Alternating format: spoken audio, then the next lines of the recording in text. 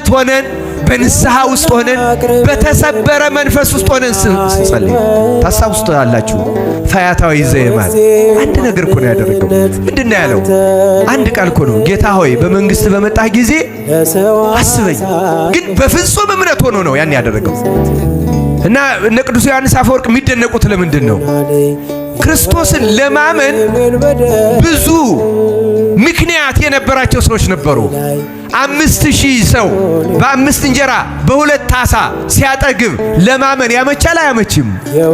በደረቅ ግንባር ላይ ዓይን ሲፈጥር ለማመን ያመቻል አያመችም? የ4 ቀን ሬሳ ሲያስነሳ ለማመን ያመቻል አያመችም? ተመልከቱ። ፈያታዊ ዘየማን በእነዚህ ጊዜ አልነበረም።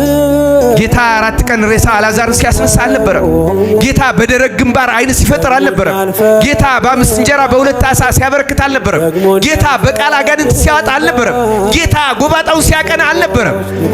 ሬዲዮ ፍሪኩዌንሲውን ለማግኘት እስክትችል ድረስ ያችን ፍሪኩዌንሲዋ እስኪገኝ የሚያሰማው ድምፅ አለ። የሚረብሽ ድምፅ፣ በጣም ሽሚል ድምፅ ይረብሻል። ለሚሰማው ሁሉ ይረብሻል በጣም። ግን ያንን ረብሻውን ተቋቁመን ልክ ትክክለኛውን ፍሪኩዌንሲ ካገኘ ነው ጥርት ያለ ድምፅ ይሰማል። በቃ ከዛ ከሬዲዮ ጣቢያው የሚተላለፈው መልእክት ጥርት ብሎ ይሰማል። ዲያብሎስ መጀመሪያ ለጸሎት እንዳንቆም ከዛ ደግሞ ለጸሎት እንድንቆም እንደዚያ ይረብሸናል። በቃ የተለያዩ ሐሳቦችን በማምጣት ድካም በማምጣት የሚያስጨንቁን ነገሮች በማምጣት በቃ ይረብሸናል። ያንን ተቋቁመን አንድ ጊዜ ያቺ የጸሎት መስመር ውስጥ ከገባን ልክ የሬዲዮን ፍሪኩዌንሲ እንደማግኘት ከገባን ከዛ በኋላ የሚኖረን ህይወት የተለየ ነው። የልብ ንጽህና ምን ተባለ? እዚህ ላይ አይን ተባለ ማለት ነው። የልብ ንጽህና አይን ይባላል። ልብን ንጹህ በማድረግ ነቢያት እግዚአብሔርን አይተውታል ይላል። እግዚአብሔርን የምናይበት አይን የልብ ንጽህና ይባላል።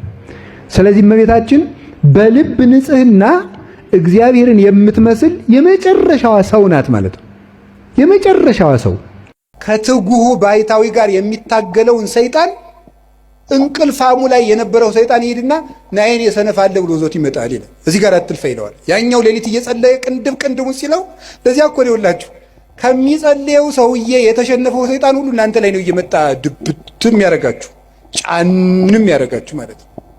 ስለዚህ እንደዚያ እንዳያደርጋችሁ ጊዜ ለሥራ እውነቴን ልንገራችሁ፣ የኢትዮጵያ ኦርቶዶክስ ተዋሕዶ ቤተክርስቲያን ሆና እንድትቀጥል ከሆነላችሁ ስሩ።